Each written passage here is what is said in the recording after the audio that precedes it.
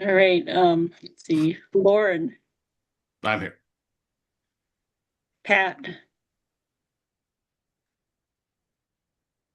I'm here. all right. Rebecca, I am here. Mike, Hi, here. Joe, I'm here. Brandon, I'm here. Francisco.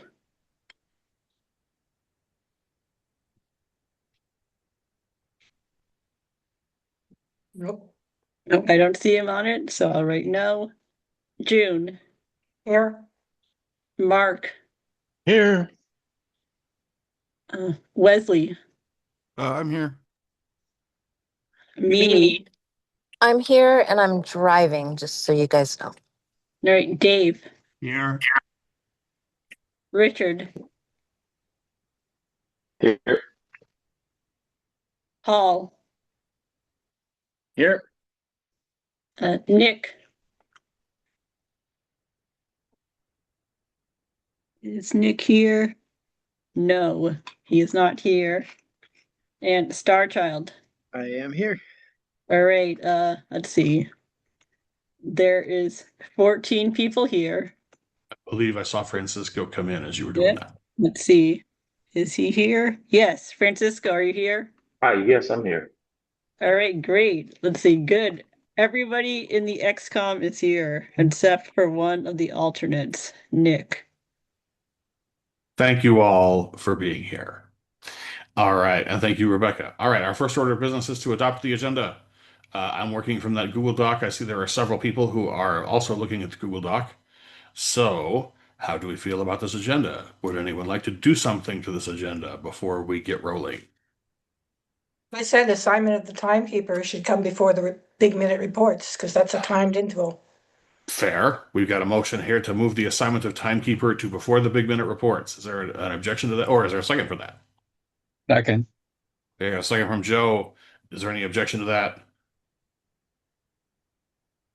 All right, we'll bump it. For those of you following along at home, you just saw me do it. Okay, anybody else? Anybody else want to do anything to the agenda? Put something on it, take something off it, get crazy with it, do a little dance. Everybody's good with the. I saw you laugh, Star Child. Don't get weird. All right. Hey, Lauren. I'm not sure which is the link to the agenda. There's a email that went out that's got a bunch of different links on it, and there's one of them that says meeting chat. I presume that's not it, but I'm not sure what that is. There's an email thread. I think it's the one with the wrong date on it. Let me look here.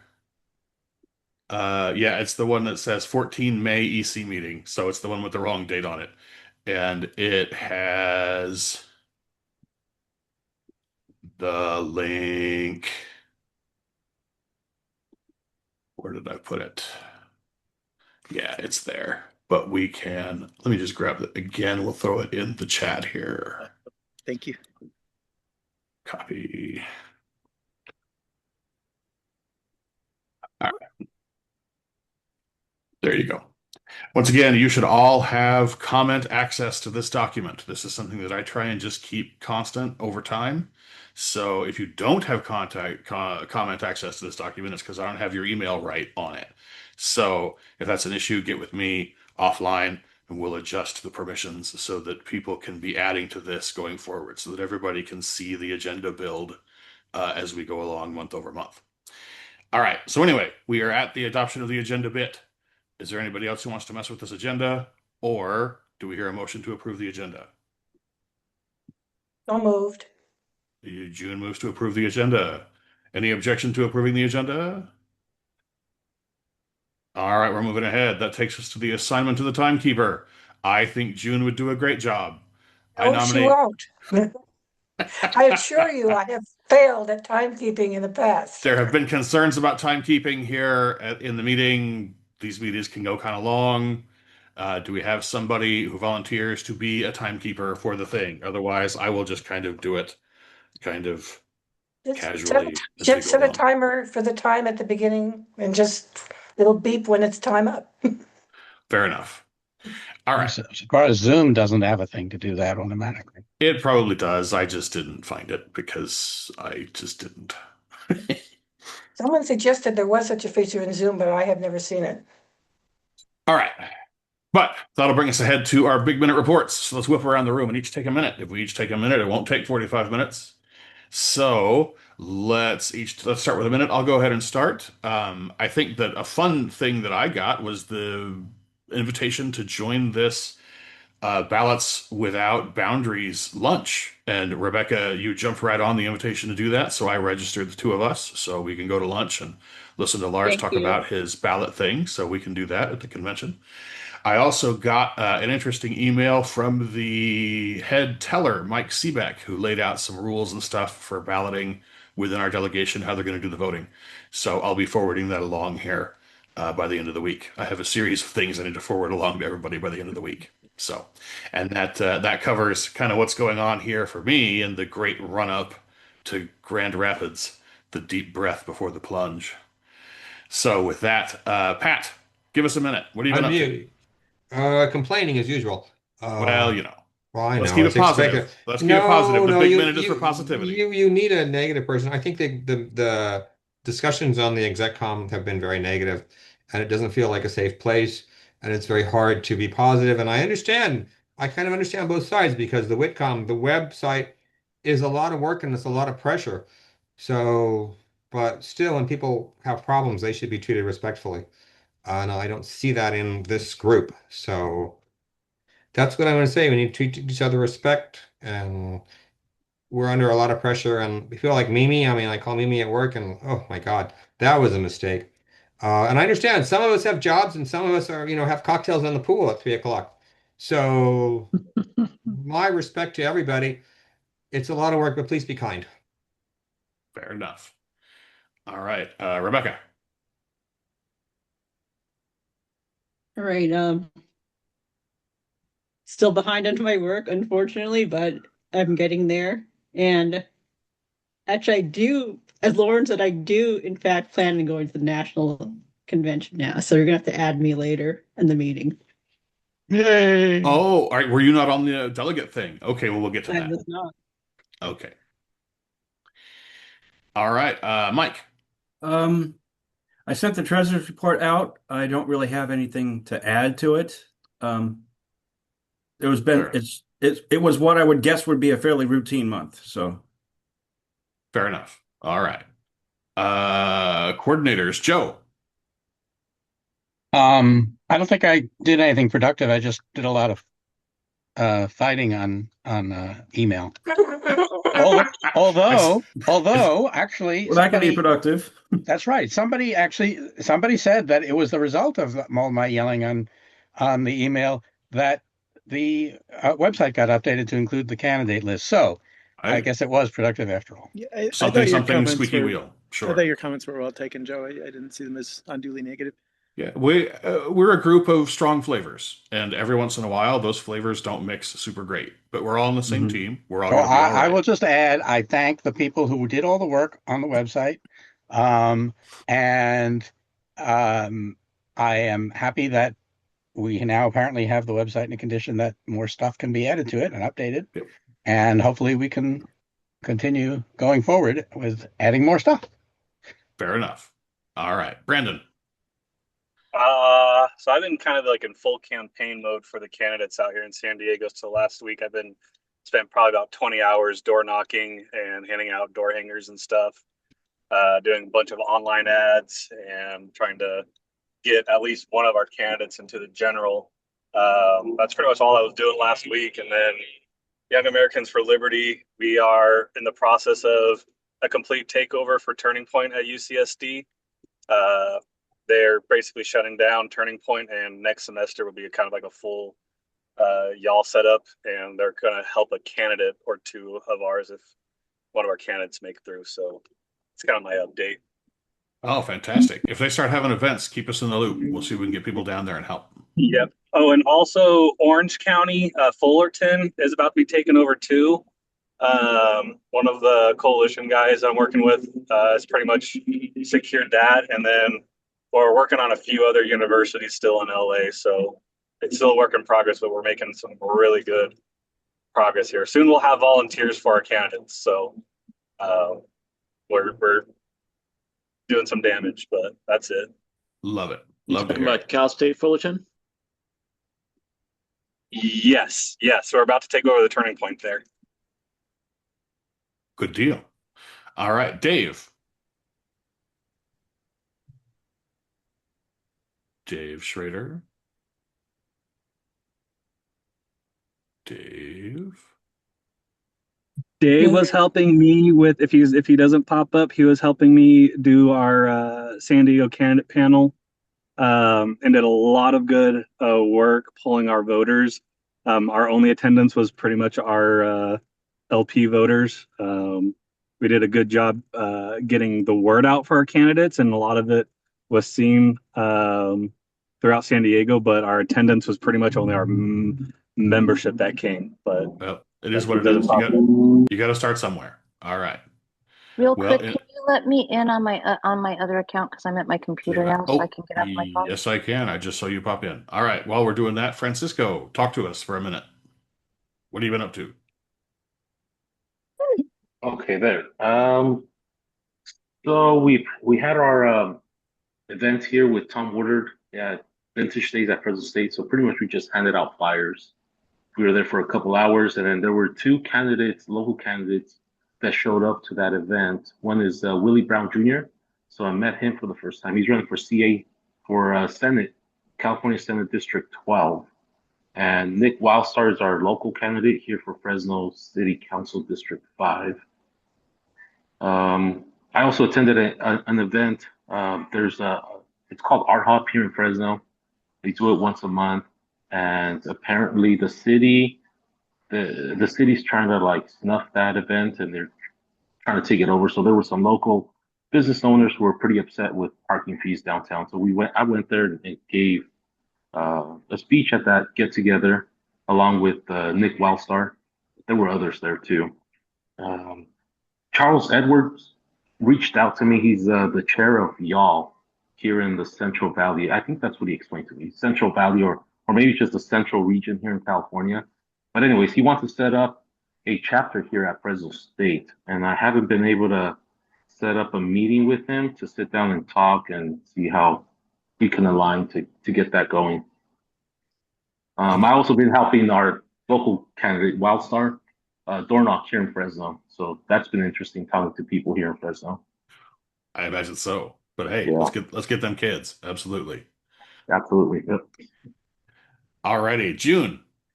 Give us a minute. Well, I attended the bi-monthly Zoom meeting of the minor parties subcommittee of ProRep. Basically, the report from that is everybody's working on the elections and nobody's really doing much to promote proportional representation right now. And of course, we're also bogged down in convention preparation, so we're probably about the least active in doing anything. I've also been trying to keep up with the general chatter of what's going on in the election reform movement. Not with total success, actually. There's a lot going on. Just keeping up with everything is a lot of time if I had it right now. So did the best I could. Fair enough. Mark, what have you been up to for a minute? Yeah, so the Bay Area Air Quality Control District has instituted some rules that come January of next year. If your gas water heater dies, you must replace it with an electric water heater. Yes. So basically anything that is gas, if it dies, it gets replaced by electric. And What could possibly go wrong? Exactly.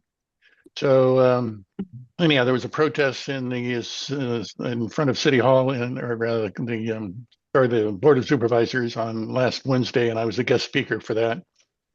So and I pointed out that, and then several other people pointed out that many of the houses that have been built, particularly in the 50s and 60s, had 100 amp service, and so if you add a water heater, you're probably going to have to upgrade to a 150 or 200 amp service. And now we're talking thousands and thousands of dollars on top of the water heater. And so it's going to cost a lot of money. And of course, the cost of housing here in Santa Clara County is already outrageous, so this is just going to make it more outrageous. So we're going to see what we can do to disband that. So Well, fair enough. Things are rolling along as far as the state fair, and I'm updating sign up genius for our volunteers, and we did have a volunteer. One of the volunteers that came through the LPC website, Brenny, the student up in Folsom, I think, basically wants to work the booth full time. So he's a go-getter, young kid, go-getter, 17 years old. Good. So, well, all that's right. it. All right. Well, thank you very much, Mimi. I know you've got a variety of things coming on the agenda here, but is there anything you'd like to share in a quick minute? Yeah, I'll do a quick minute. So I'm very, very busy. I'm on the credentials committee for national, and I just want to say that California is primarily in. There's a few things that need to be updated for members that had their membership expired and they renewed. So those need to get updated, and I can't do it myself. We're still working on some stuff there. The other thing I did this month was we had signed up for the new net file, and for the original filing that was due this month, it was due well, actually last month, April 23rd. I went ahead and I did the training and I did that filing. It was filed on time. And we've got another filing coming up, and I need to probably meet with Mike to train him on the thing, but it's due the 23rd, which is like during convention. So I'm going to just try to knock it out without training. And Mike and I can work on the training after, because there's just not time. There's no time, especially right now for me, because I'm working like I had to. Yeah, I shouldn't have left work tonight, to be honest with you. So it's crazy. But yeah, so I'm just doing that kind of stuff. So I'm still super busy with libertarian stuff, but I'm looking forward to the convention being over. It's gonna be a thing this whole next week for sure. All right, Paul, give us a minute. Paul. Okay, had to unmute there. Well, I've done a few things, dealt with the emails that have come through on the contact us button. I have not done a lot as far as phoning elapsed members, because I've got a medical issue between my pressure sore and my spasming legs. I have to try and spend as little time in the wheelchair as possible. And the computer can't, if I try to bring the laptop into the bed, the flailing legs don't work too well.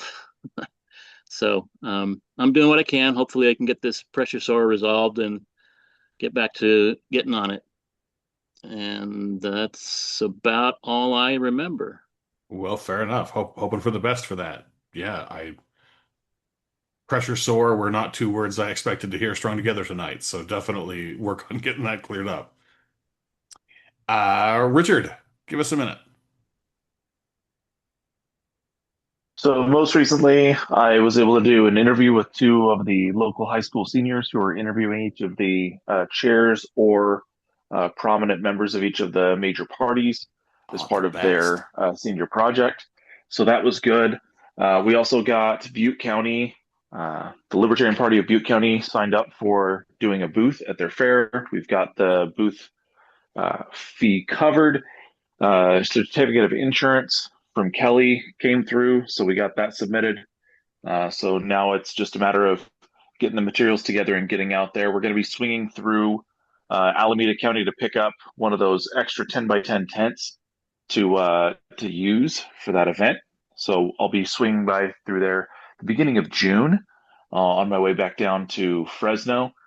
And then we've also got the Libertarian Party of Humboldt County has their fair booth signed up. All the fees are paid for.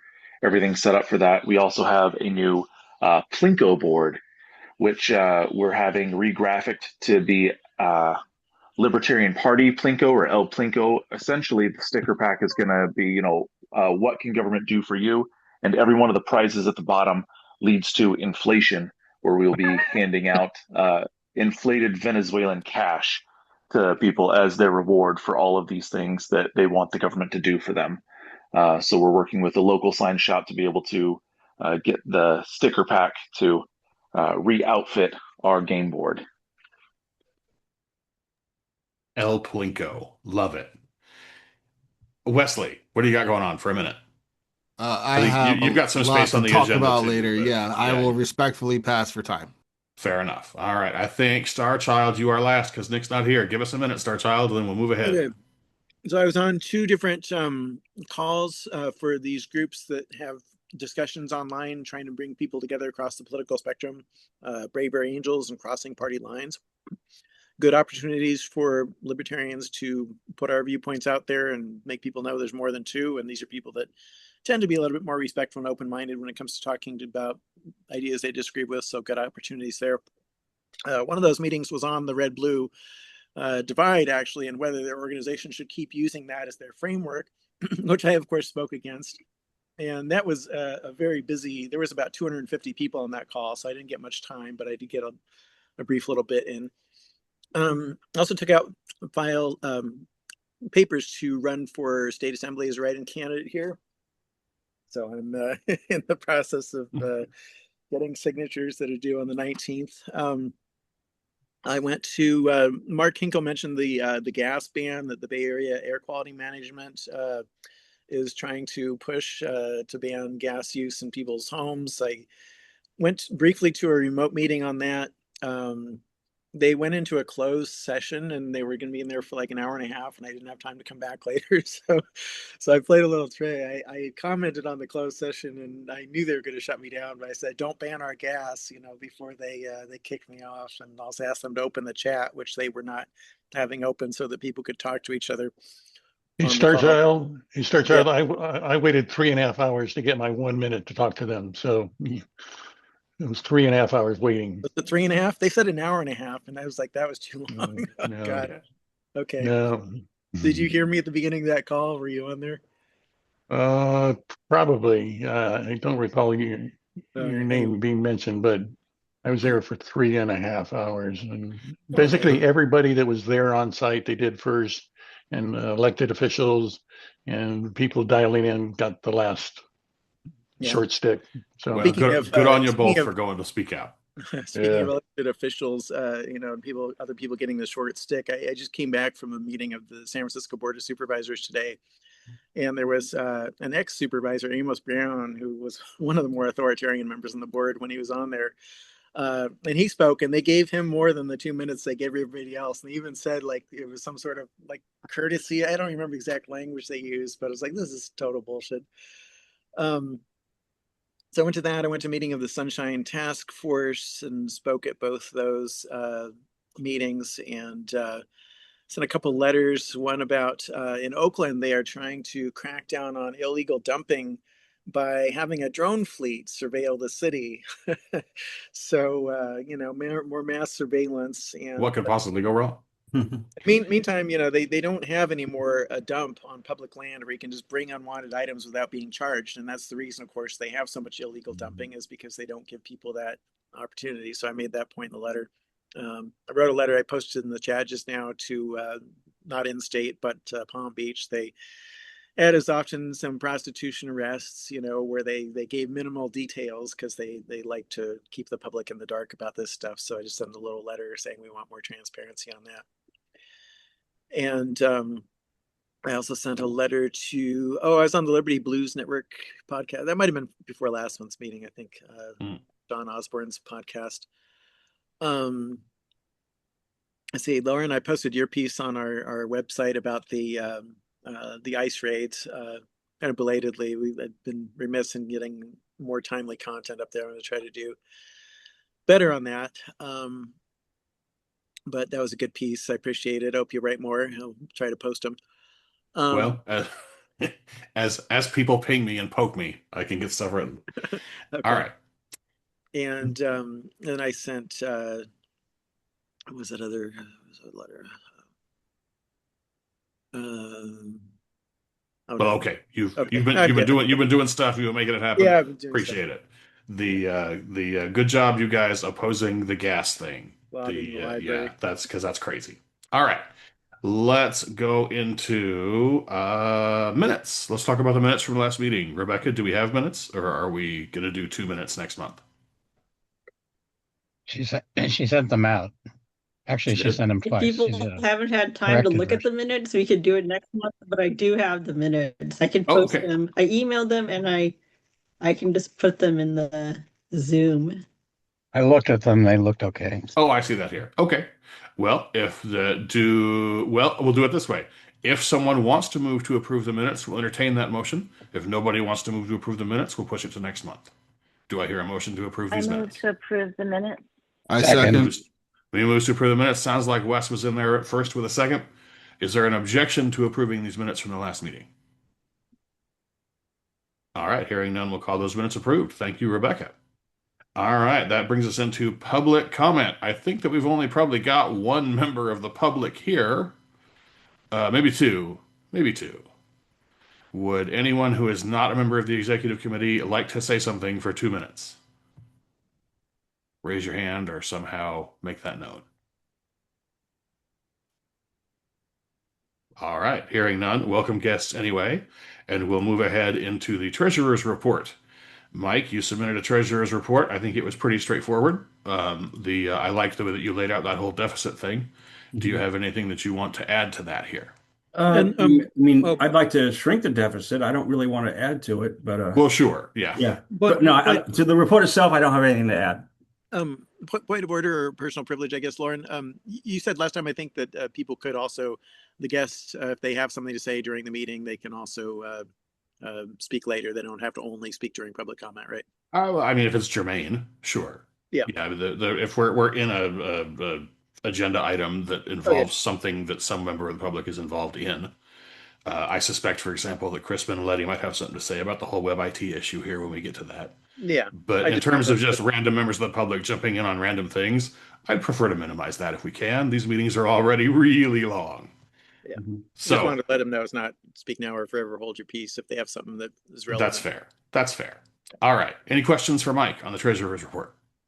Yeah, on the budgets versus actuals, there was a number of items that appeared to have not been budgeted, but there was expenditures made. I was wondering what was going on with those.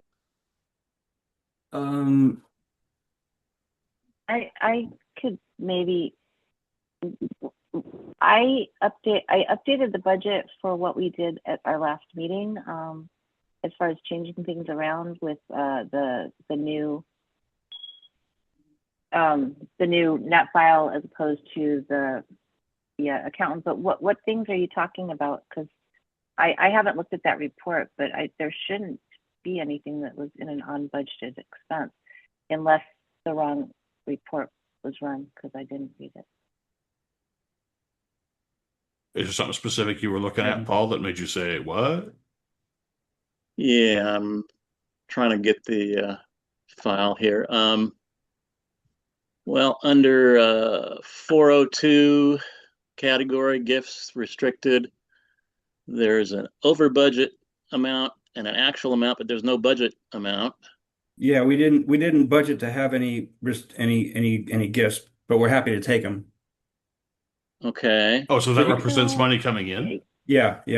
So I mean, yeah, if there's no budget item there, you can assume that we set a budget of $0, and we're not gonna say no to anybody who wants to give us a gift. I can tell you what that is. That was for the state fair. We decided.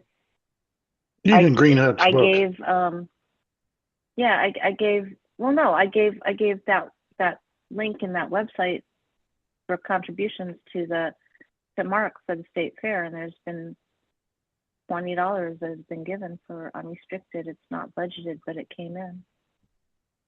Okay, I was just curious. So in these top two sections here, just for clarification too, these gifts, this is actually money that came in, not money that went out.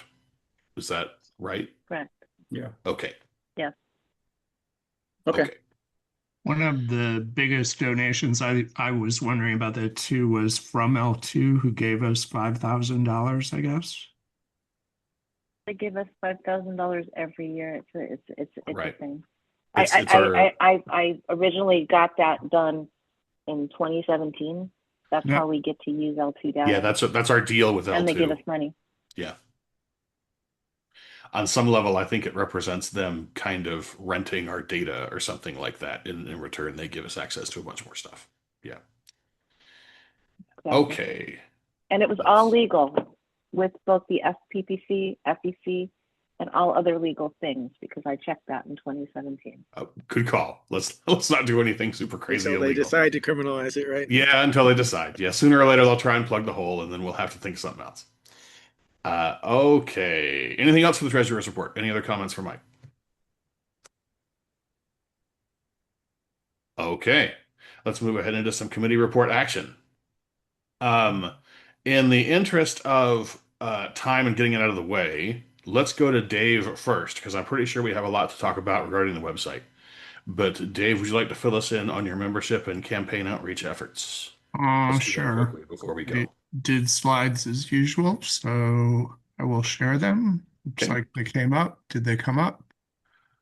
I see that it's trying. Yes, there they are. Okay, so there are two categories I'll talk about. One is efforts to do membership outreach linked with the Woodard campaign. There were a lot of things in flight. Some outreach also came in from CAT for Fresno County, so it's in Francisco. That's linked to the local efforts. But anyway, big thanks to Mimi starting out here because I can now run email campaigns on my own. So if any candidates or regional people want to do things for your candidates or have the contacts talk to me, as long as they're endorsed, I think I can pull out what we want. We've been doing only emails. We're still trying to figure out the neon texting stuff. So here are some of the audiences. Outreach went out to people who are current party members, lapsed party members, national LP members I talked about last time who are not California party members. And then I had the bright idea of, gee, I've got the list of all the Joe Jorgensen supporters. They aren't all libertarians, but might as well try doing outreach and education about our opportunity to join the party and pay attention to our candidates. And then some activities for registered libertarians as well as younger voters, both registered libertarians and NPP. And then I did a campaign for veterans who are against bigger defense budgets, given what's going on with the Iran nonsense. So the messages got tailored for the audience, but I also wanted to thank Lauren, who wrote a nice letter. I'll give you an example in a second. That he was the cover, and then we pointed to the Woodard campaign typically. So the metrics are number of inputs, number that got sent out that weren't suppressed by Neon, the number and the percent of opens, number and percent of click-throughs, as well as unsubscribed. Just to give you a figure of merit and also to bring you up to date, I could use the Beacon, the last 5 issues that go out monthly, and you can see there the number of that were attempted and the number that actually got sent. Over time, there's been a lot of people taken out of that list, as you can see. But the important point here with the blacks labeled stuff, giving the quick summary that you can use to compare all the campaigns, are the number of opens in yellow, the number of click-throughs, and then divided by the number of opens. In gold, the number that bounced, and then in green, the number that unsubscribed. And also, those numbers, when you look at the average at the bottom, compare favorably with Mimi's 3 email outreach efforts. So that gives you an idea. Those are the most friendly people that we'd be doing email campaigns to. So I expected that this would be the high water mark. So for the Woodard campaign, the outreach, as you can see, there were 2 email efforts, one to current and lapse that went to 2,300. That got a 10.6% open rate, 11% click through. And then one to national, not LPCA members, fewer people on that list, but a higher open rate and a much higher click-through rate. So I viewed that as probably the best campaign out of the ones that were run. To the Joe Jorgensen supporters, you have to remember this email list was from 2020. It's good that I'm a pack rat. I got an okay from Steve Dosbach to go ahead and mail those people. So you can see an open rate of 3.9%, a pretty healthy click to open ratio, but also a pretty high number of people that bounced because those emails were back from 2020. Here's a nice picture of Lauren and some of his pros. This was the bright idea, and we should reach out to people who are voting for the first time. There are some people that are literally voting for the very first time that turned 18 after the November election last year, but we decided we would aim at first chance to vote for governor and target some younger voters, both registered libertarians as well as NPP, just to get an idea of what the response rates might be. Oops, this is a little out of order.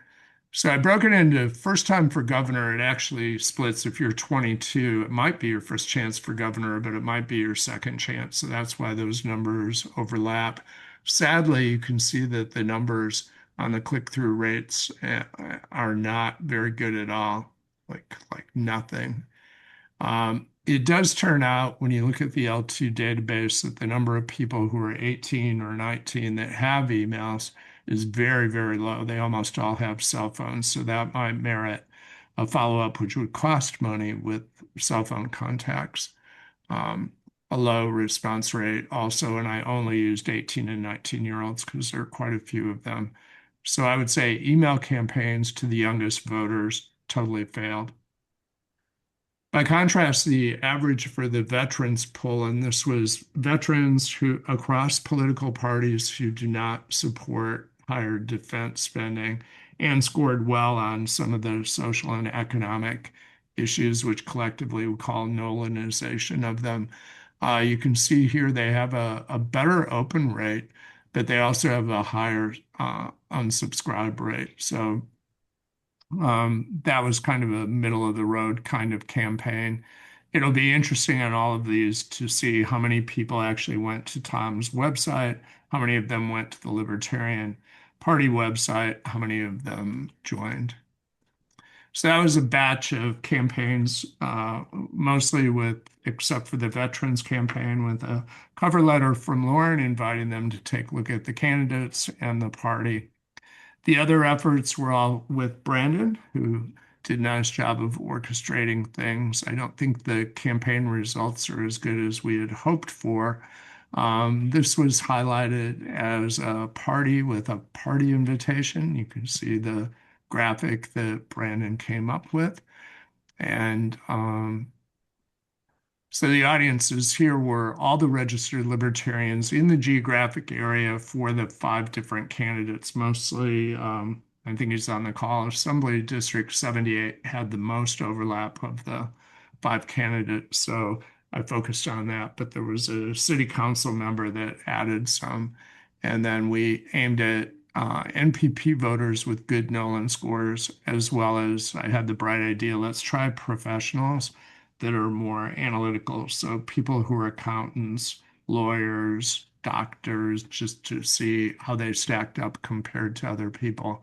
And they were across political parties. So you can see the numbers here. What was interesting is the NPP open rate is substantially higher, as well as the clicks for open rate compared to our registered libertarians. So apparently that email hit the spot a little bit better with NPP people. It'd be interesting to find out if any of those people, commented on website, came in, asked questions, stuff like that. But nonetheless, despite collectively reaching out to 11,281 people, the attendance at the event was really not that good. Brandon, anything you want to add to that? You also did door, right? Yeah, so while we didn't get as many people as we hoped, it looked like we had like an outlook of like maybe 30, 40 people that were going to attend. Reality was closer to probably like 10. Most of it was our membership that was probably going to go anyways. We did get some older membership, like an older ex-chair that came by because of the email stuff. So older membership, got word of it, and the attendance was our membership. But no outside of our membership came to it. But I'm hearing a lot more about our candidates in San Diego. So in terms of outreach for like voters, I considered it a success, but turnout was not a success. So it was kind of a success, but not. We'll see. We'll see.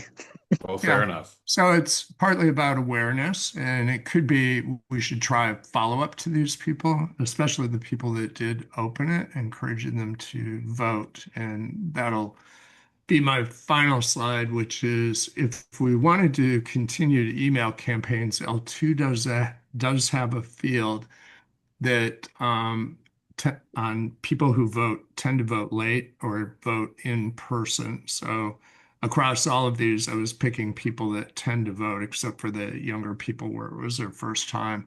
And I think we could also try out texting to people. And then the obvious thing, that maybe it wasn't obvious, is we need to go back to see the impact. So gathering the information about who actually came to the website, who joined the party.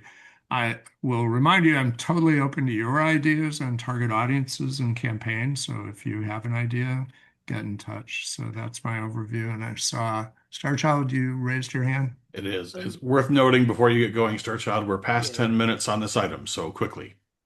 Okay. Actually, I just a quick to Brandon. I think it's great you're doing this outreach and stuff down there. I was just going to suggest if you do another similar event, you might think about doing it like just outdoors somewhere where there's going to be like a lot of people, foot traffic, so you get people that are not already part of the fold, easier to ask forgiveness than permission. We tried that with Prop 50, and 0 people showed up, but we did get like 4 people from the park that actually came up and was interested. But there you go. This time around, we try to go for a nicer venue and spend a little bit of money on it. Money pulls people in sometimes. So we tried that route. Like I said, it worked, but didn't work. But I just think it's mostly the party itself that we need to like work up before we can get a bigger attendance. I don't think it was necessarily messaging or outreach. I just think we as a party need to be more prominent before we get more of a crowd. But I'm just saying, go somewhere where there's already a crowd. That way, right.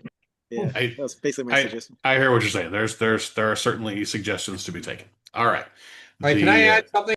Quickly. Yep, we're at 12 minutes. We're over time. Quickly. And then you immediately muted yourself, Pat. You're on mute, Pat. Pat, you're on mute. I'm trying so hard. Okay.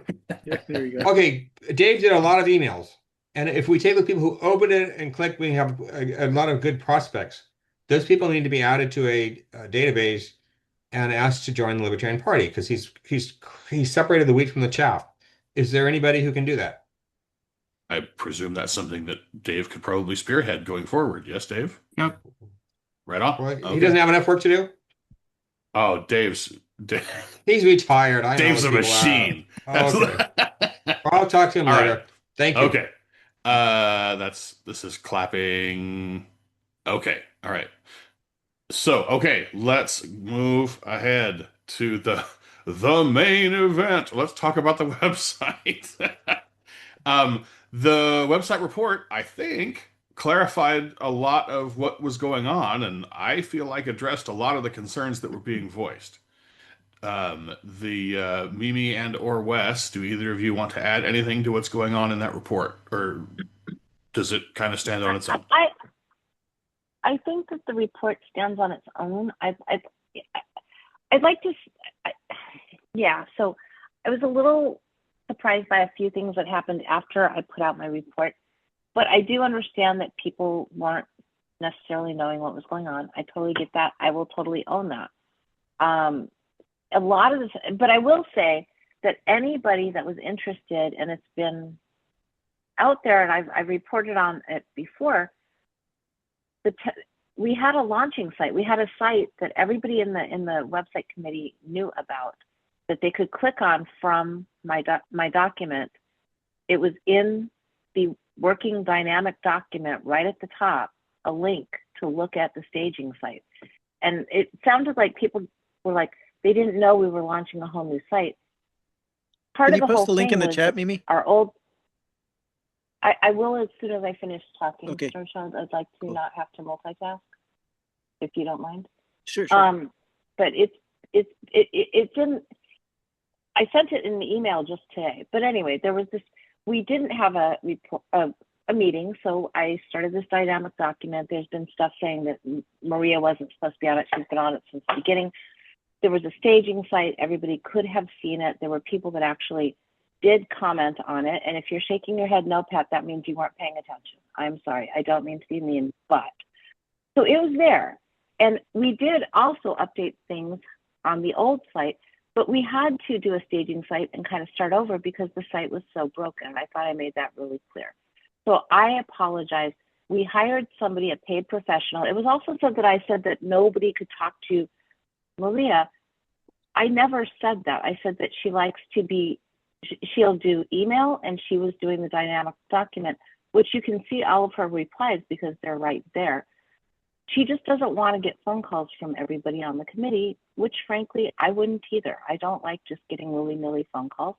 Although I always talk to people because I'm really polite that way, except for if they happen to call me on my office phone number at work.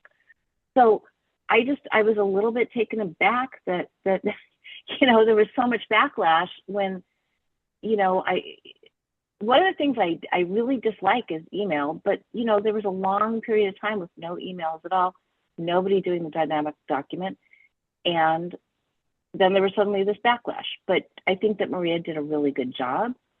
You know, I'm sorry that it took longer. We had issues going through, and I probably should have been more, you know, transparent about the issues with the bot, but you know, it happened and I was really busy and I got two people to take care of it really quickly. So that's all I'm going to add on that part of it. I would like to get to the other couple parts, which is like Nation Builder and stuff like that.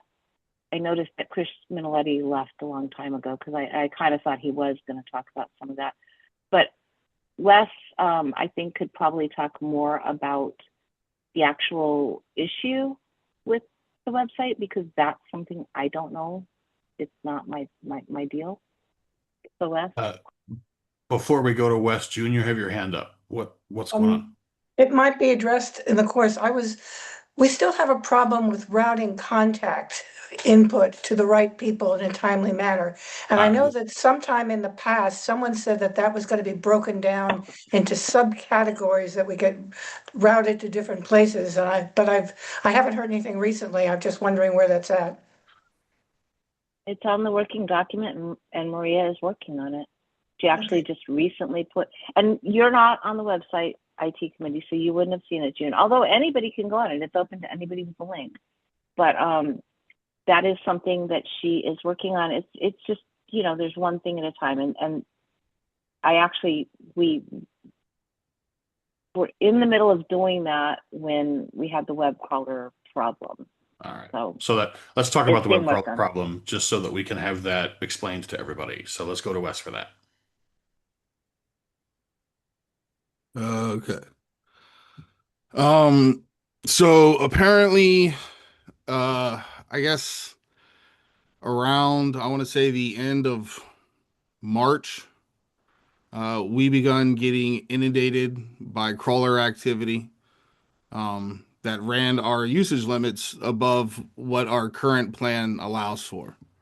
It ran it through like high enough to where it triggered one of WP Engine's automatic sensors to send us an email and ask, hey, what the hell is going on? Maria first originally had contacted WP Engine, found out some basic information, I guess came back to Mimi. Nobody knew what to say to him. So I was like, yep, just put me on a call with account services. And that was April 16th. So what the end up story is Meta is training AI. And Meta, the company Facebook, has a web indexer that is crawling around hundreds of thousands of WordPress-based websites. And being that WP Engine hosts like a phenomenal number of WordPress websites on the internet, they have like ongoing data that this is happening to like people everywhere, like all around the world. So they went ahead and just canceled any overage charges that we were going to have up until that date. Um, I asked them point blank why this would be our fault at all. We're on a managed plan with them, which means their content delivery network should be able to handle any security issues, any bot attacks, any DDoS attempts like that against our website. It should be caught by them. That's what we pay them for. Uh, but it's Meta, it's Facebook, so it's on the approved bot list. And there's really nothing that can be done. So the initial response for us was just to turn it off, not allow the Meta web indexer to crawl our website at all. We did that. When you do that, you cease a little bit of your operations. Like your website doesn't work very well.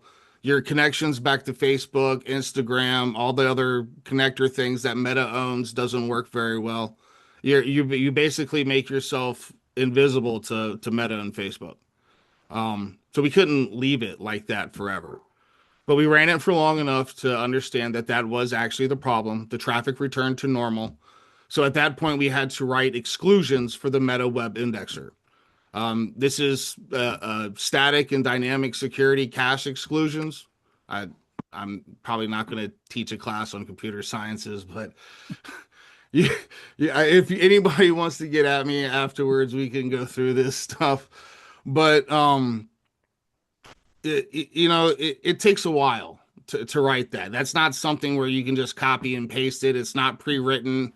Every individual web developer beyond WP Engine has to do it on their side. So that was something that Maria had to stop all functions to do. And it's done and over with now.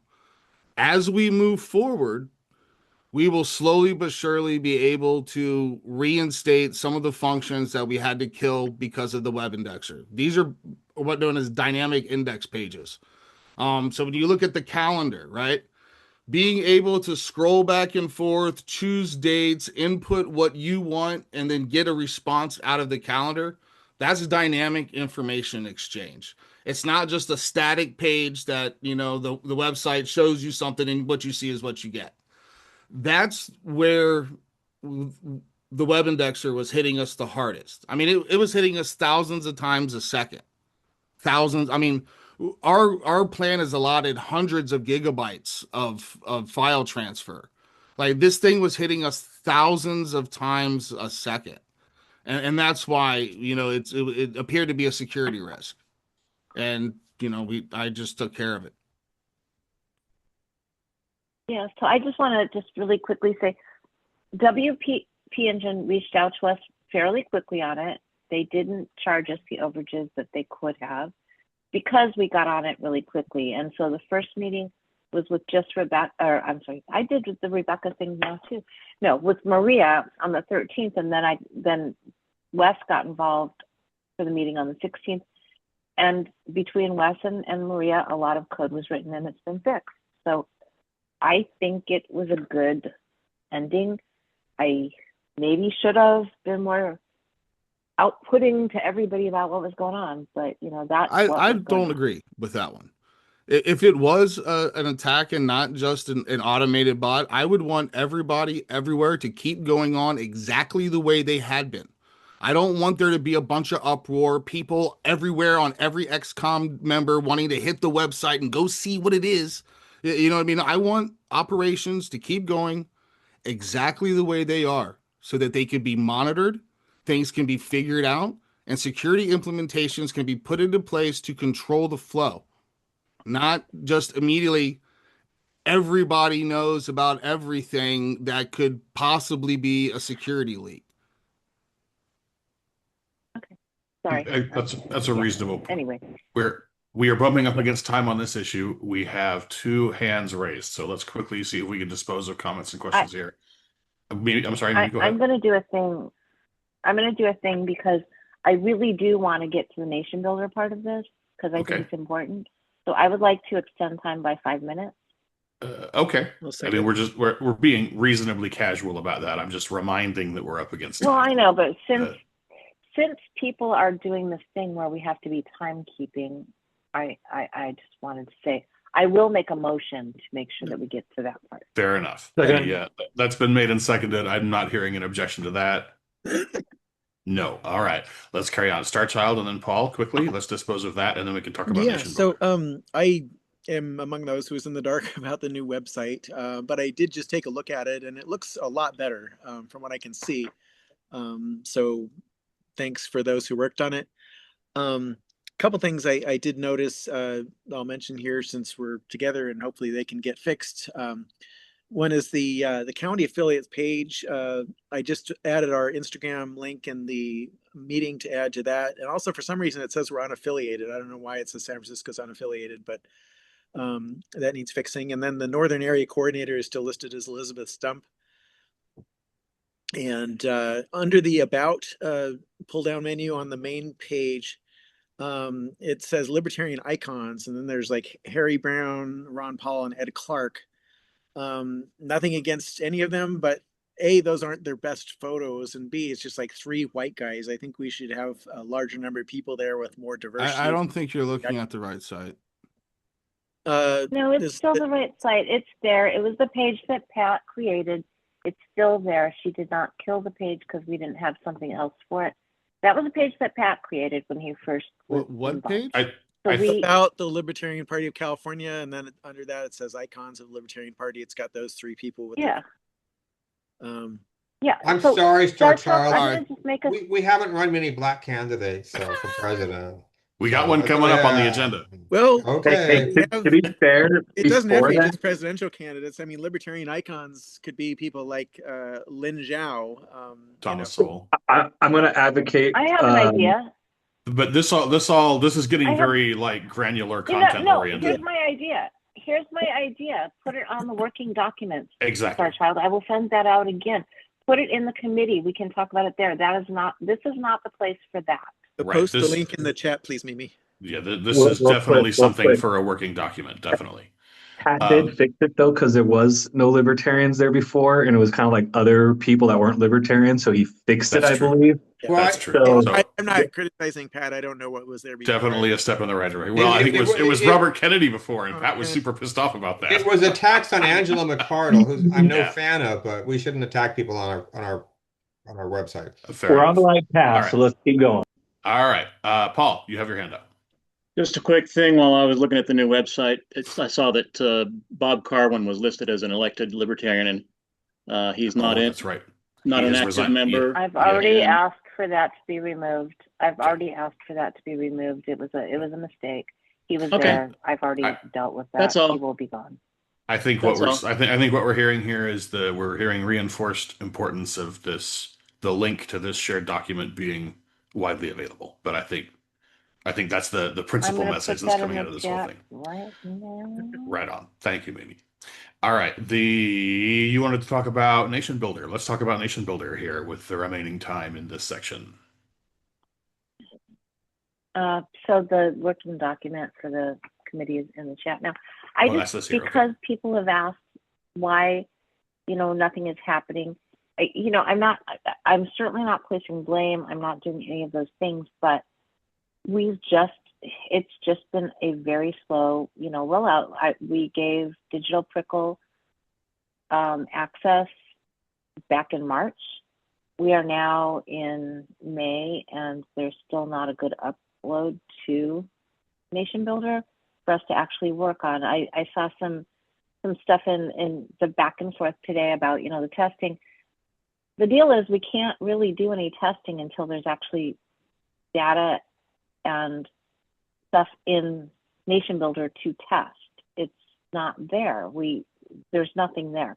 So right now, I don't know what we're going to do, but right now we still do have Nation Builder, and Nation Builder is working. We've got the texting capability, which is the other thing I wanted to briefly go to because Dave mentioned it, is that we can do texting now. We've been greenlisted, but, or white, whatever the right, green lit, white list, whatever. Whitelist. We can do it. The thing is that it has to be, we can't like just suddenly upload a huge like CSV file because there's a lot of stuff about being able to say that it was opted in. So what I'd like to do, and this is something that we can talk about in the IT committee, website committee, whatever, is creating a membership level for registered voters, basically, so that we can upload Libertarian registered voters into the system as a different type of membership. And that way we are then able to send them text,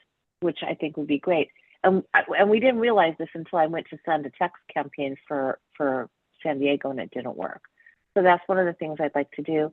And I will say that one of the things that Nation Builder wouldn't be able to do is that because of the limitations on the number of contacts. But I'd still like to really find out if Nation Builder is going to work for us. We just can't find that out yet. There's nothing truly to test yet. I just wanted to put that out there. Okay.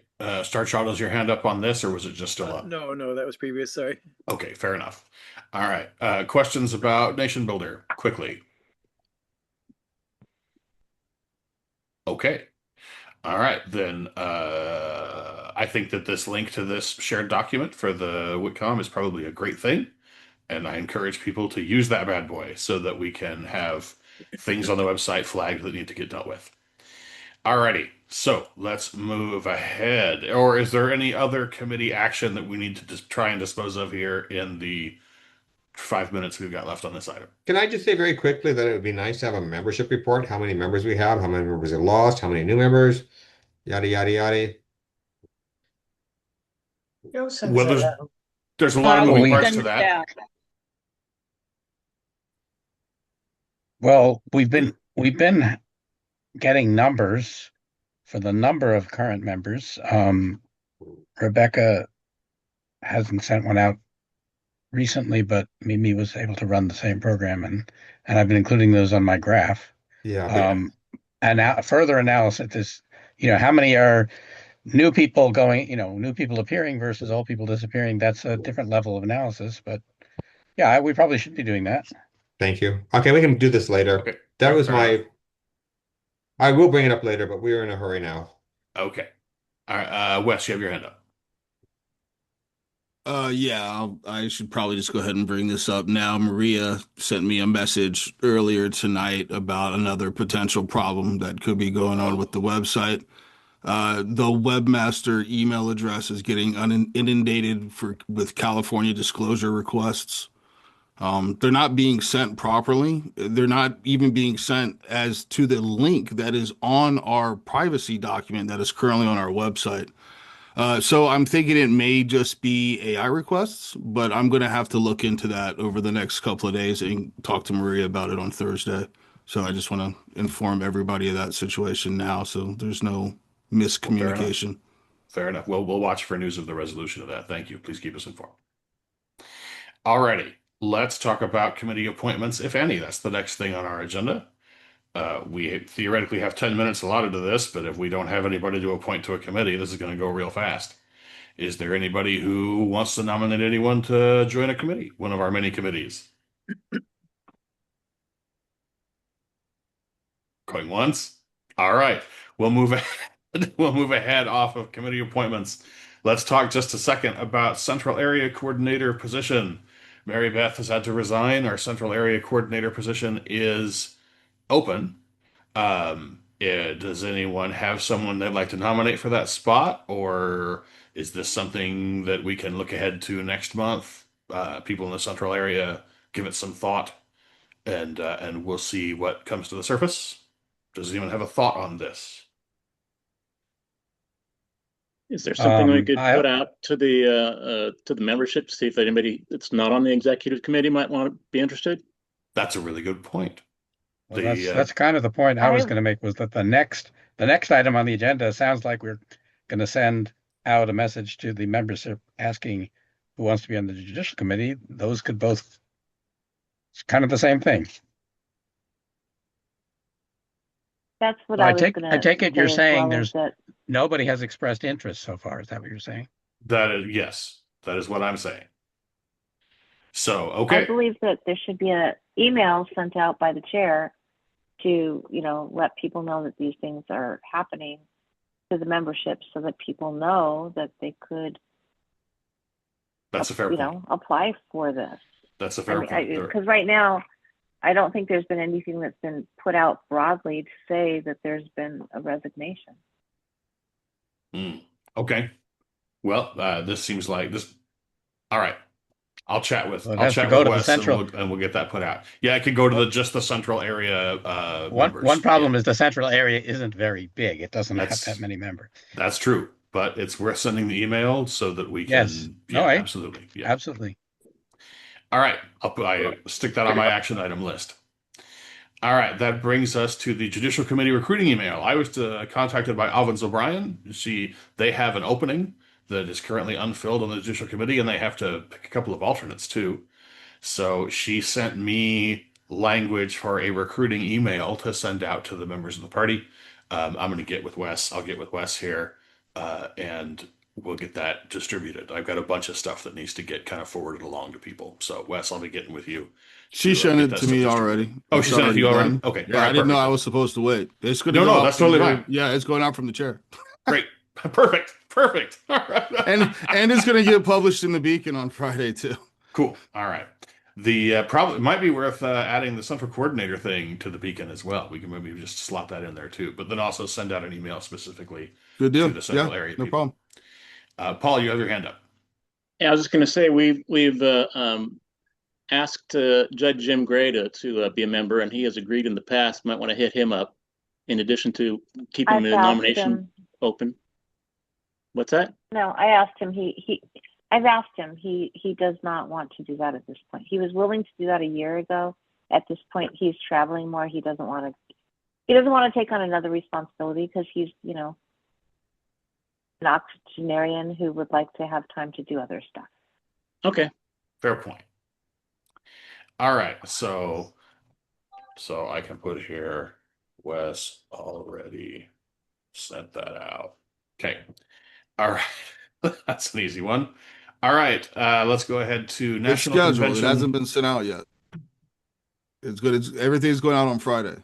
Unless you want me to send the email out sooner. No. It's going out Friday. That's cool. All right.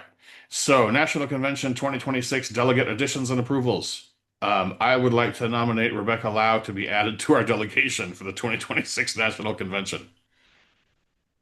Second.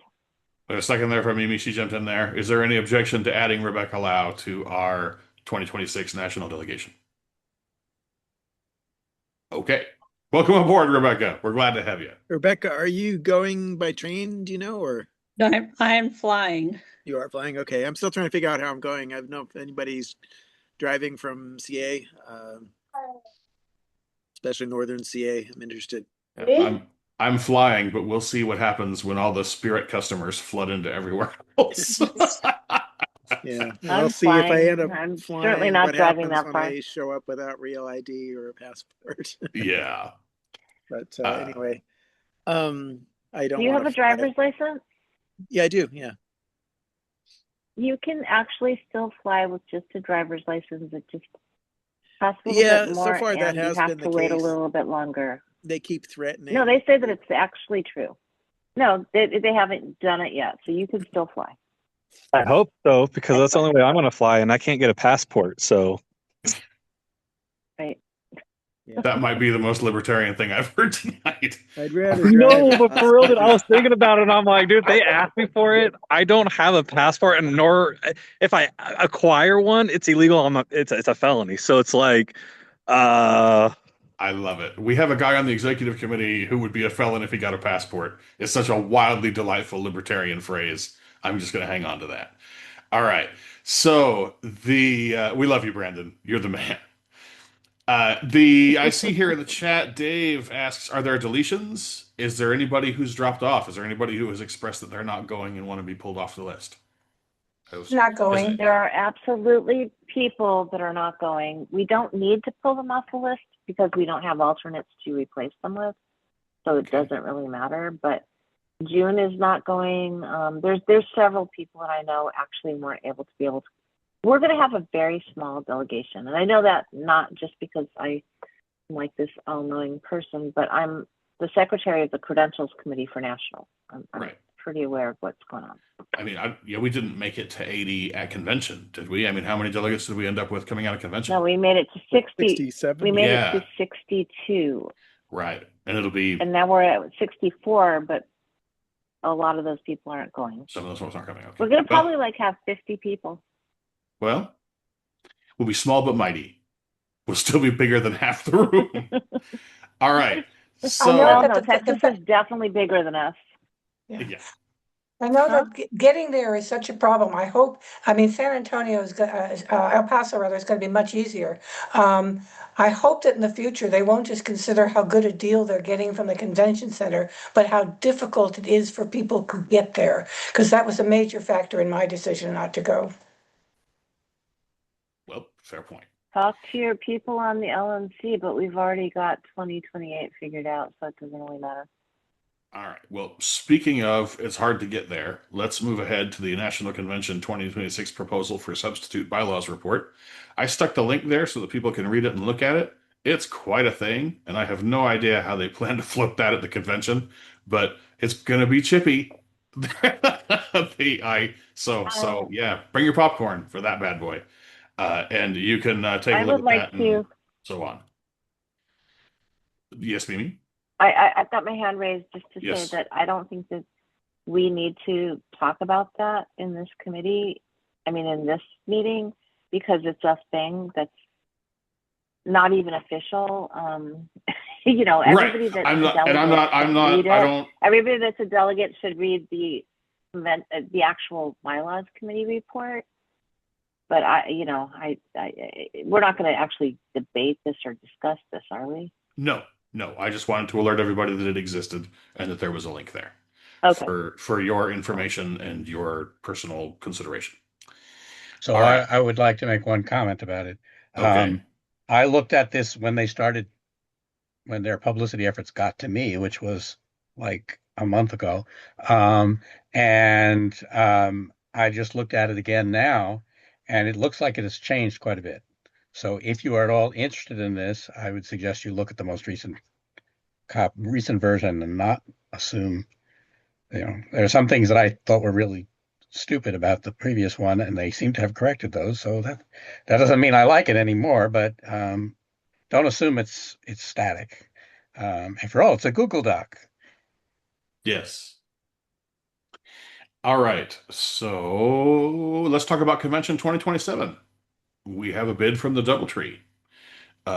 Do we want to approve that bid? How do we feel about that? Wes, you have your hand up. Okay, so with the bid from the DoubleTree, I hope everyone has looked it over and read it. I was able to knock them down a little bit on the food and beverage minimum because they are requiring a setup fee. They do want a little bit of a down payment, but they have yet gotten back to me on the menu guarantee.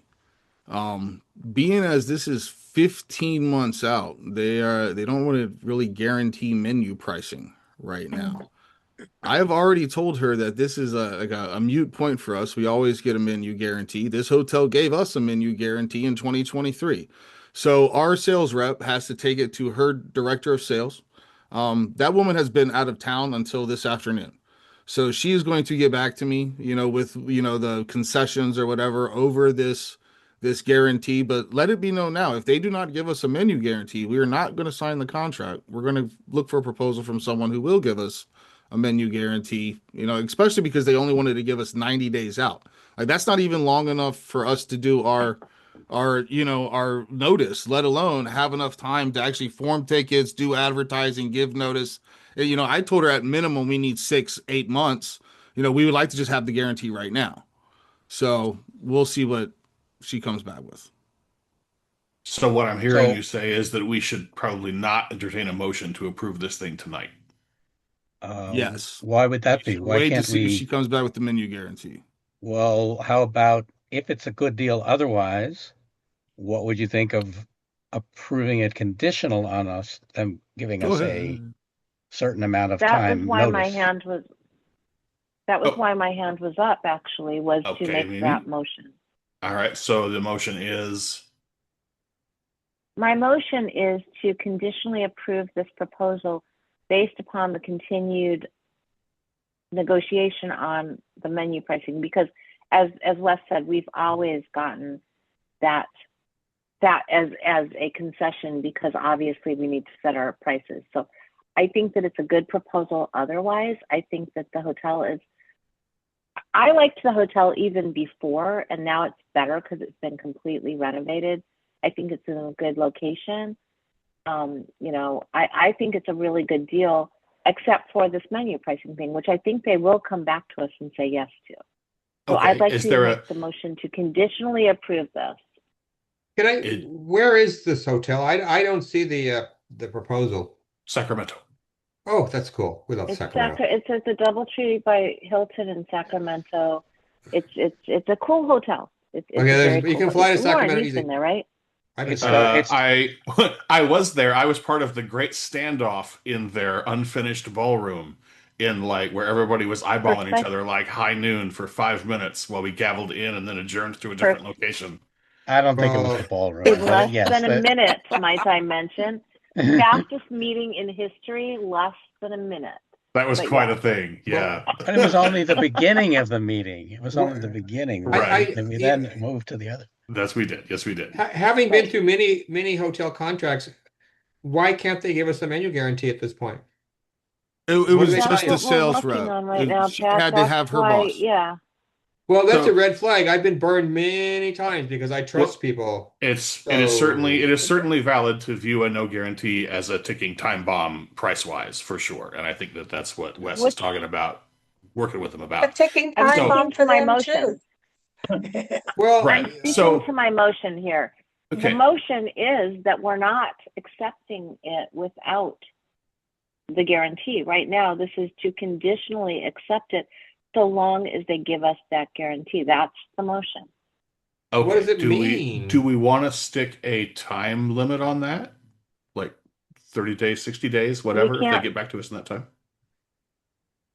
By next meeting, I would say. Hey, what is our deadline so that we're in? They're going to want to know by the end of the week. So Okay, all right. So this is good. Okay, we're gonna know one way or the other. August is a busy time of the year. You know, we're taking the first weekend in August. Like they're going to want us to button this up real fast. As soon as that director of sales comes back and says yes, you're going to be getting an email with the contract in it. It should have a menu guarantee written into it. When do you think that'll be, Wes? Right, which is What's why I'm making the menu the motion now, as opposed to waiting a month to make the motion after we get this answered. That's Has the this purpose has this of my motion been seconded? Not quite yet. We're just Well, we're is sussing motion- up the. Is Okay. it meaningful? Okay, so the motion that is before us right now from Mimi is just so that I understand it, is to conditionally accept the bid from the DoubleTree, contingent on them coming back to us with a menu pricing guarantee. Am I understanding that correctly? Yes. What's the that is dead? What are the exactly dates? correct. It would be in August. This would be for next August. So put a date on it, and I'll be okay. Star Child, I know Andra. What's that? I know Andra Especial. Oh, right on. Personally. Great. Cool. Okay, so Yeah, she's the one I'm talking about. So the motion that is before It's us not that from big. Mimi is to conditionally accept this DoubleTree thing, contingent on them coming back to us with guaranteed pricing. That's been seconded. By what date? According to Wes, he feels like they're going to get back to him within a week. Okay, fine. I Can think you that put if that in we- the motion? I think that if we don't hear from them by next meeting, then we do something That's different. a month then we away. do something different. Well, then we're going to miss it. Like last time, the convention when the Santa Anela convention was 5 months late. So I don't want to go through that again. Well, Pat, Well, you but I mean, already shot me down I for getting a think backup that at has Santanello. nothing to do with No, it. Okay, Wesley, I'm not that hold powerful. on. Our 2027 California convention is going to be in August of 2027. So we are more than a year out right now. So the idea here is that Wesley's got 30 days to get this menu thing together and make sure that we have Okay. that guarantee. If they don't come back to him and they keep screwing with him for the next month and we come to the next meeting and we still don't have that, then we'll cancel our acceptance of this bid per Okay. Mimi's motion here. Please put the date in And the we'll Mimi's do motion. something else. Okay. Okay. Well, I've been burned by hotels. I totally hear you. I totally hear you. Mimi, am I describing this accurately? Yes. Okay, great. Joe, you have your hand up, and then Star Child. So, one of the other issues that we had to address at the earlier meetings is that we didn't have somebody who was prepared to actually implement this from our side. It sounds like, from what Wesley has said in the past and the way he's talking about it now, is that he intends to do that. Can he just confirm that he is willing to be the manager or whatever from our side for this Yes, I will convention? chair the 2027 convention so long as it is in Northern California. I would like to get into a rotation between Northern and Southern California. I think that works great. Okay. I have one related question. Okay. When we discussed this bid before and looked like we might go with it, I mean the hotel part, I announced that to the northern area people in my update that I typically send after one of these meetings, and I got a response from one person in Sacramento, an officer of the Sacramento party, expressing interest in somehow helping with this. I'm wondering whether that person contacted you. Did he? Me? Yeah. Wes, have you heard from anybody? Wesley, Yes, did you? I did actually hear from, I think he's an officer at the Sacramento. I don't remember if he was the treasurer or the secretary. Yeah, he's like the secretary or the treasurer.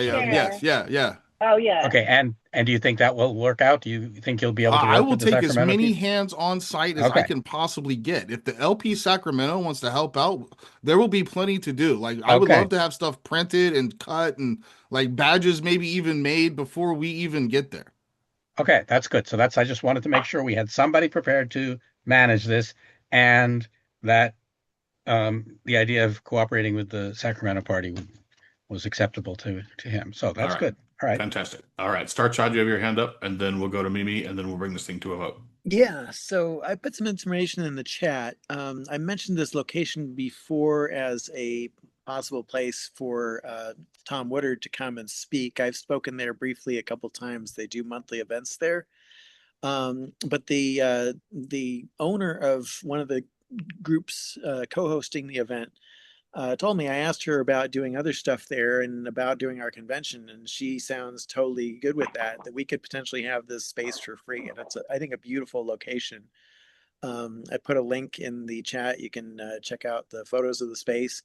The one downside, it doesn't have all the separate rooms for breakout sessions. It's a little bit short on that. There are some separate areas from the main space, but not a lot of them.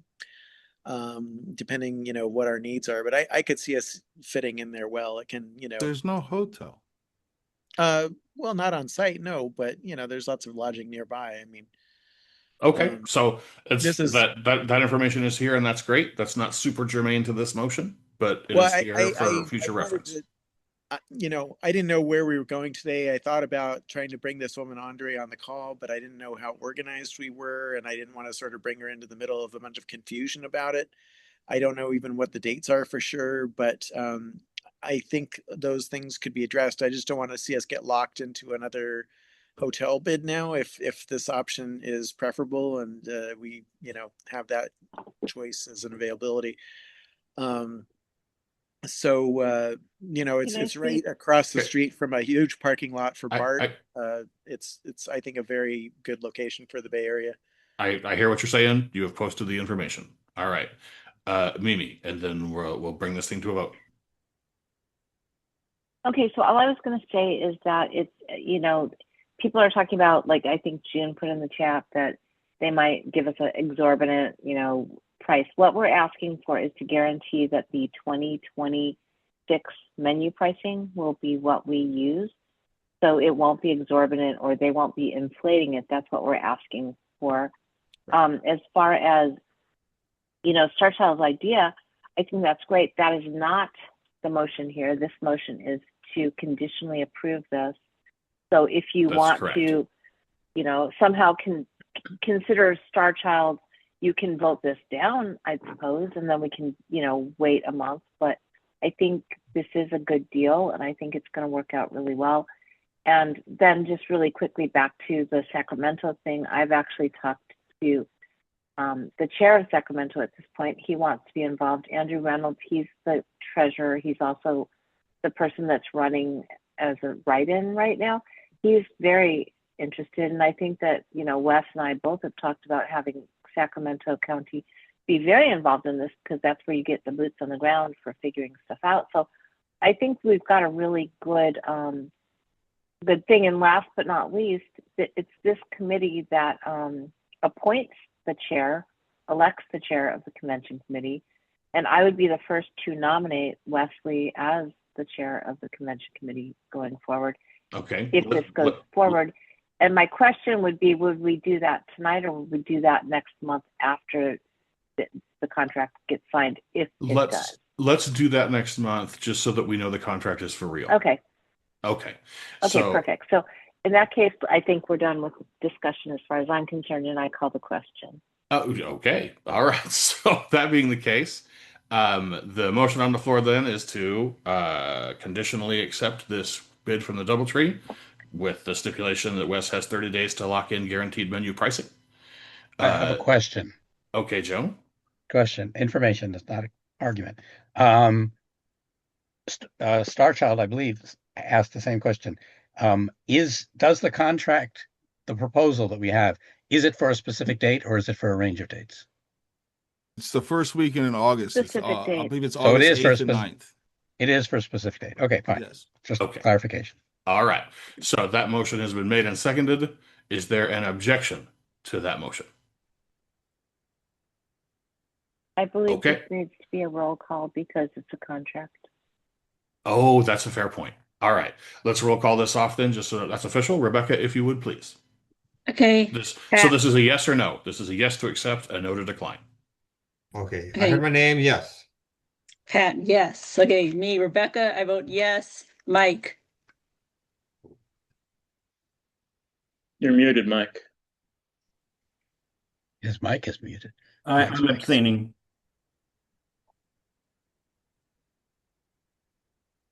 Okay, I will come back to you. I haven't heard from Mike. Joe. I'm abstaining. He said he abstains. Abstaining. Okay. Joe. Joe, yes. Brandon. Yeah. Francisco. Yes. June. Yes. Mark. Yes. Wesley. Yes. Mimi. Yes. Okay, Dave. Yes. Richard.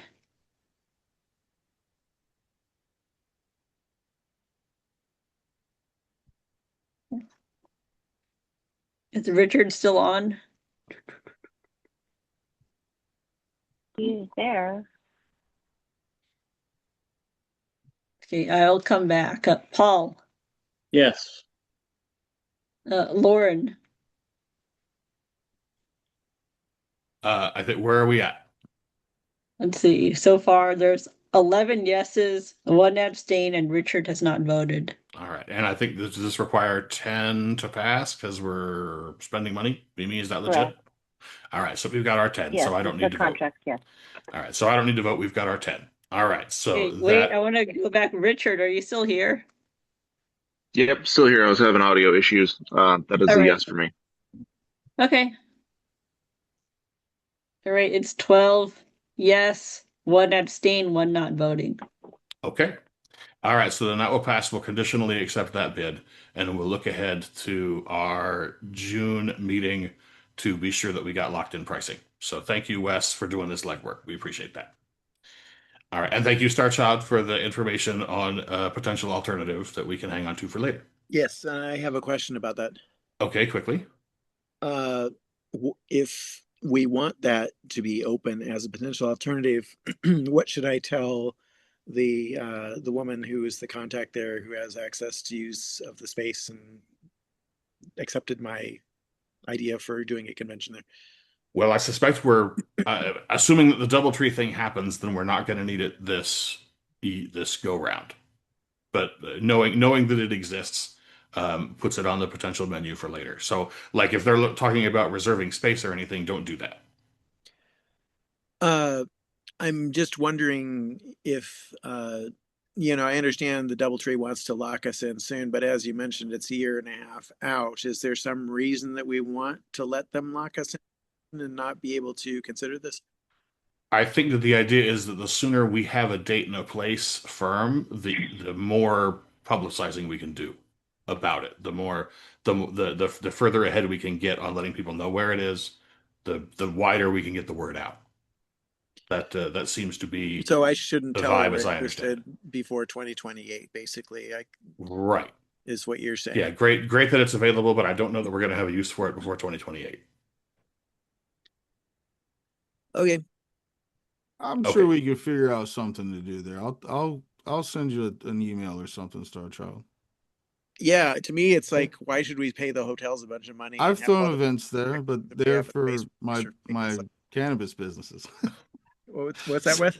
I said I've thrown cannabis events there, so it's like I know the location. You know what I mean? It's a great location for like small, intimate meetings, like to have like a Bay Area meetup or something. It would be great, and I'd help you plan it. So yeah, let's talk. But it's pretty big. I mean, Dave was noting in the chat that they only have 70 chairs, but you can fit a lot more people than that in the space. So we could, especially if bring they're phone high, chairs, and people can sit on the floor. There's like pillows and stuff. All right. So I would suggest having a event there, like a fundraiser or a rally. Yeah, but we can do greater Bay Area but meetup. Right like now, I suggested. think we're Sounds done. great. Yeah. Yeah. All right. Exactly. So Mike, you should call me. I wanted to ask you about some other stuff too. I left you a message. I don't know if you got it. Okay. All right. Let's move ahead here. We are like at an hour and a half. Man, we are flying through this meeting. You guys are doing a great job. We're gonna make this happen. All right. So let's talk about candidate endorsements. We've had a surprise candidate show up. William Brown from the Visalia area is running for California Senate District 12. He just cropped up in a list of candidates, and I don't know that he was in anybody's list prior to him just appearing on this one that Wesley found and Joe saw. We know about him before. I can't remember what he ran for, but I think he ran in a special election. And I think the way I found him, and the reason he was on my website, which everybody's been copying from, is because he appeared on the Secretary of State's list of candidates. Well, there you go. Okay. And he's got a website. I looked at his website. He seems legit. So the question before us then is, should we go ahead and endorse him officially in some way? Is it enough to just have him on our website? Does it matter to anyone at this point? What are our thoughts? We've got 10 minutes here to talk about this. Well, who else is running? I don't know. Oh, what's his website? Has anybody He's the only libertarian? Yeah, he's the only libertarian. That's the easy answer. Yeah. What's his website? It's findable through through our website.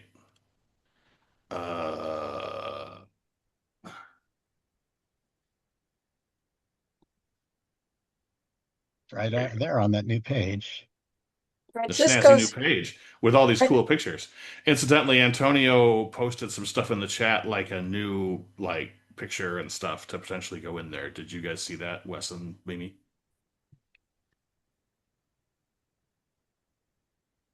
I'm sorry? Antonio Salguero is, in fact, is he still here? Yes, he is. He posted some stuff in the chat earlier, like some new details and a new picture of him to go on our website. I don't know if you guys saw that in the chat. Yes, he got a new website. That picture is just the only picture I could find of him back in February. I mean, he certainly looks awesome. But I think I got it off his Facebook page. Antonio, can you please send that to webmaster@ca.elk.org, and we will get that updated. I believe Francisco said he met William Brown at an event. Maybe he could give us an impression. Yeah, he came down to the event with Tom Woodard out there in Fresno at Fresno State. So yeah, we were talking to him a bit. He did run for office before. I think it was a special election. He ran for assembly. I'm not sure of the district number, but the assembly district down there, I think it encompasses Bakersfield too. But he lives in Visalia. So anybody wants to look at his website, it's williambrownsd12.com. Yep. How long has he been is he a Libertarian Party member? I don't know, but I notice on the positive side, he does have links to the state and national party on the bottom of his website. So that's a good sign. I'm on Nia. It looks like account created October 18th, 2025. What was that, Dave? I just logged into Neon, and it looks like he or somebody created an account for him in October of 2025. Oh. And his previous race, the special election, was Assembly District 32. It's mentioned all on his homepage. So I would love to hear from anybody who's met him, because from the website, he looks fine. From what I can tell, he's got all straight libertarian positions. He uses the word libertarian. So unless anybody has some negative information about him somehow, this looks like a kind of obvious thing to person to endorse. Who moved? All right, we've got a motion from June to go ahead and endorse William Brown. We have a second from Paul. Is there an objection to endorsing William Brown for California SD12? All right. William Brown, we'll go ahead and, I mean, he's already on the website, so that's great. We can say that everyone on the website is officially endorsed. So there we go. All right. Where are we at? Let's talk about Joe's big list of positions. Turns out it's not as big as it looks, because when I was reading through the minutes of the last meeting, I discovered that I'd already proposed some of these and we approved some of these. So there's actually far fewer than it looks. Plus there's one that we talked about a little bit on email, and I don't think is worth doing anything about. So I think we can get through it pretty quickly. Before we get into that, one other candidate endorsement.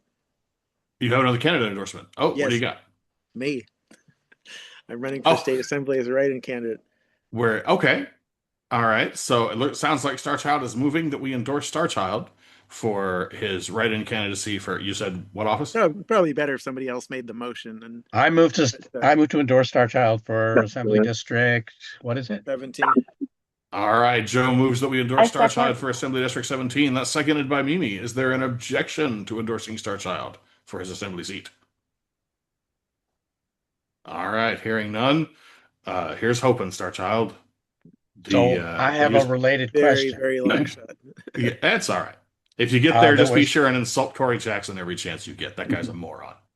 I have a very related question, also briefly discussed in among all the other email topics, was who else is running as a write-in, has filed as a write-in candidate, and I pointed out that it's actually a week from now is the deadline, so we don't really know for sure. I take it the Starchild actually has filed, right? Yeah, there's two other people. I haven't heard of them. Yes, I'm going to make I've heard names, but I haven't seen a list. Can we make a list? A list of what? I'm going to move to endorse. I'm going to move to endorse Brian McWilliams for. Now I have to look up the. I didn't know we were doing Mimi, that. before you get to that, can I understand Joe's question? Make sure we dealt with that before we move on. No, this is kind of my question. Anybody who has somebody who they know is filed. Yeah, now's the time. Let's talk about it. Okay, yeah, I'm sorry. I thought you were asking about my race specifically. No. There's two other we've already endorsed you. No, I know you have, but I thought you were asking me something else. Never mind. Okay. No, I'm asking. So Mimi's got two other names that she's going to front out here in response to Joe's call for more candidates. So Mimi, you are moving that we endorse. I didn't know we were. I didn't know we were endorsing people because it's a write-in, so I don't know how to I didn't know we were doing that. Well, there's still a candidate. But Brian, right? Brian McWilliams I don't know for positive that he got his final signatures, but he was supposed to. And I'm looking for my spreadsheet right now for that. Is he in Los Angeles? And then the other is Andrew Reynolds, I believe, who is at Sacramento, who he pulled papers and was getting the signatures. He's the treasurer of Sacramento. And those are the other two. I'm looking. So I don't see Sacramento as one of the places where there is such it's not. He's not actually in Sacramento. I apologize. It's a periphery thing, but he's affiliated with Sacramento. So it's probably Assembly You know District what? I'm not going to. It is Assembly District 8. We don't need to actually endorse them at this point because I'm not finding it right now. But I do have two other candidates that pulled papers that were getting signatures. I do not know if they've actually turned in the final signatures. It sounds like Starchild has actually done the final thing to know that he's a qualified write-in. I am not positive about the other two, so I will take that. Take that back. Okay. All right. Oh, the deadline is 1 week from today, so we will know by the end of next week. We need to get those names up on the website as soon as we know, because those names aren't going to appear anywhere else except where we publicize them. And so if people are going to write them in, they need to have those names. So do we know which district Brian McWilliams is? Is it probably, if it's LA, it's either AD 54 or AD 61? This sounds like information that can be found and sent and so forth. All right, so we can just endorse. We can endorse them for whichever later. I gave that information earlier at a different meeting. I wasn't prepared for this, so I'm not finding it right now. But yes, Brian McWilliams, I talked to him on Monday when he was like at the registrar's office. He's doing the thing. And the other LA office, unfortunately, as far as I know, Jonathan Jake did not follow through. I thought he was going to, which is unfortunate. So we had 3 total. So we have 3 total. I don't care if we endorse tonight or not. Well, I do. Correct. I move that we endorse Brian McWilliams and Alan Reynolds. Okay, we have a motion. Whether or not they end up filing, we can still endorse them. We have a motion to endorse Brian McWilliams and you said Josh Reynolds?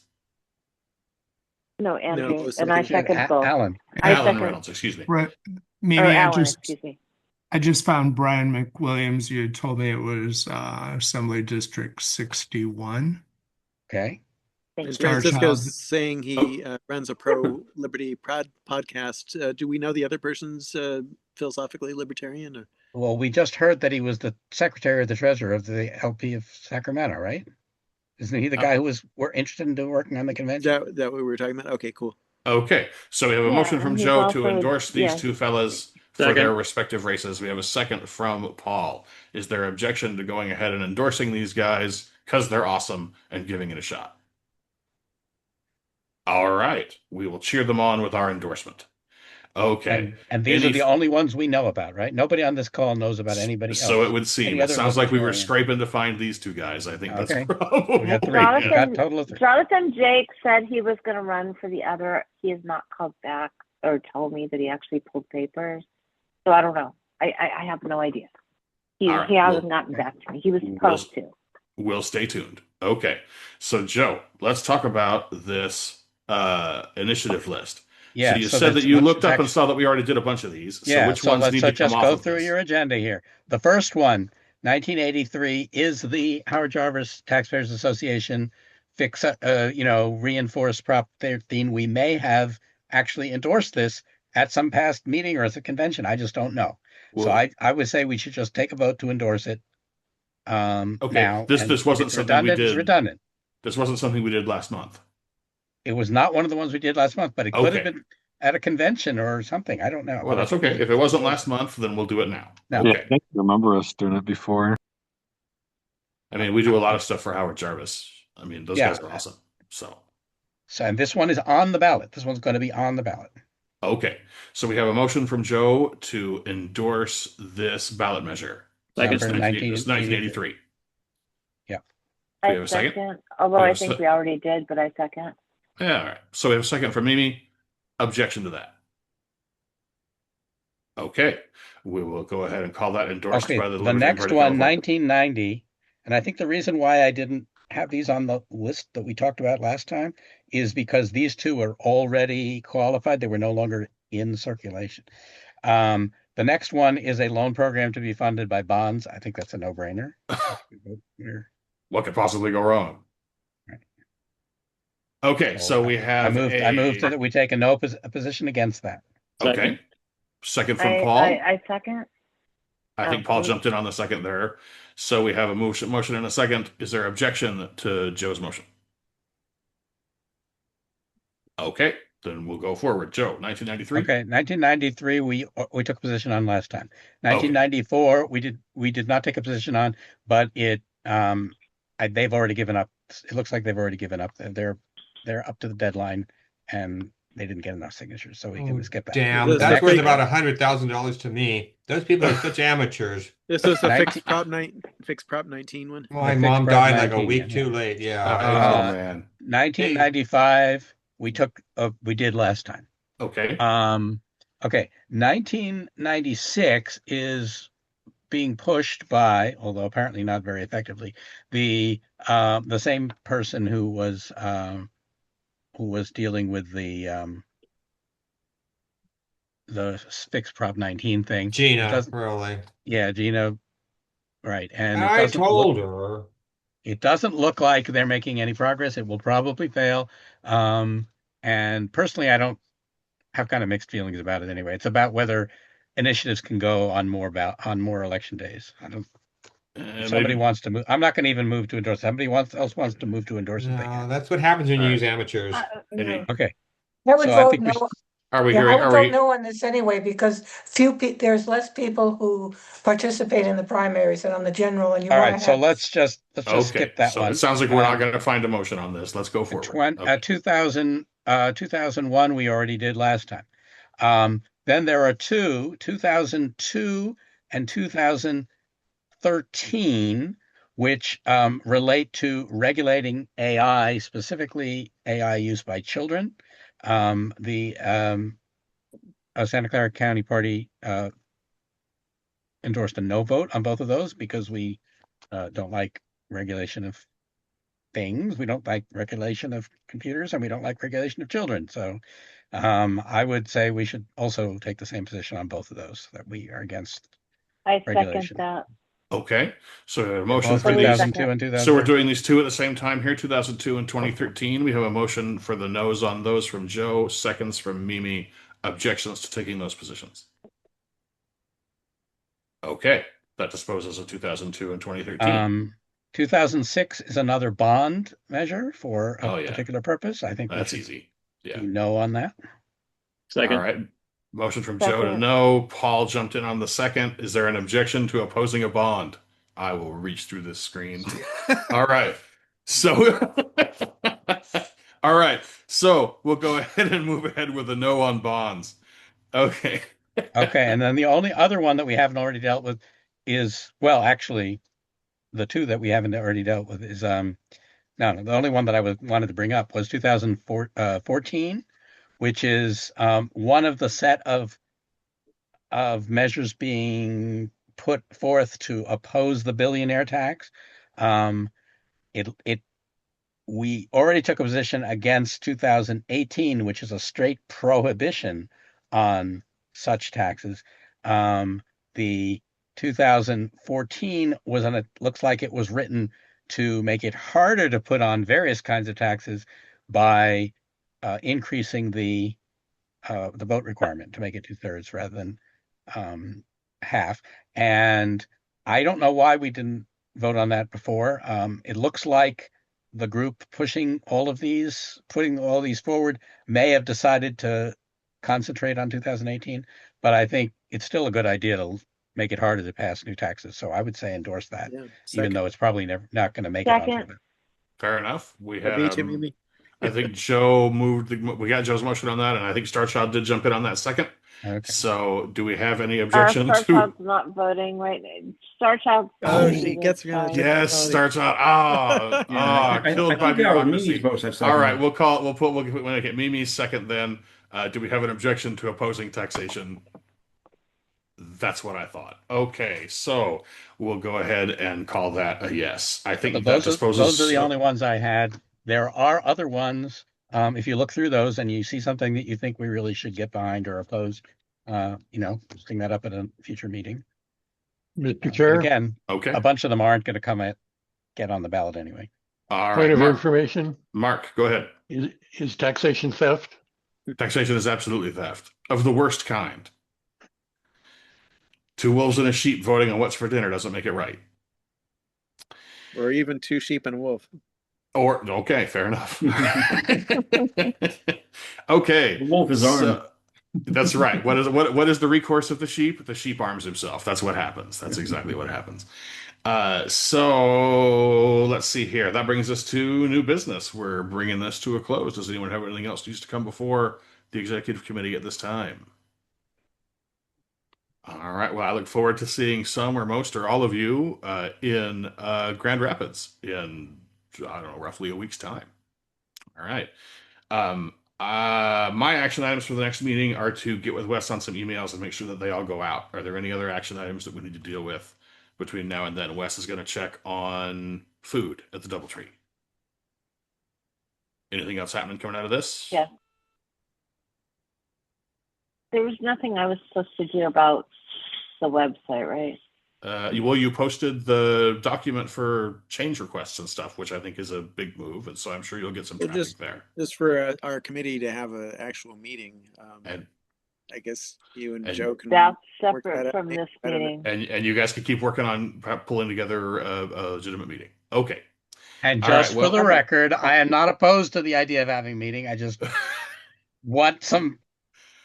We just have to find a time, and it should be for something useful, not just busy work every month. And having that shared document going may make it easy to just do a lot of asynchronous communication. If you're all just I think operating that was the idea of it. Mimi, do we all have editing privileges on that document? If not, can you add me for that, please? Everybody has had editing permissions for months. Okay. Just checking because I run into that with Google Docs. And I even edited it and added suggestions to it. I just didn't realize what the procedure was after that. I might have too. I can't even remember. It's been too long. But anyway. Fair enough. Well, it sounds like it's time to renew those motion efforts. to adjourn. Absolutely. We have a motion to adjourn from Dave. Second. All right. We have a second from Paul. All right. Is there an objection to adjournment? We are adjourned at 8:26. We got this meeting done in less than 2 hours. Hallelujah. You guys are all champions. Yay. We will see you in Grand Rapids. Good night, all. All right. Good night, everybody. Walk on water. Night. Good night, everyone.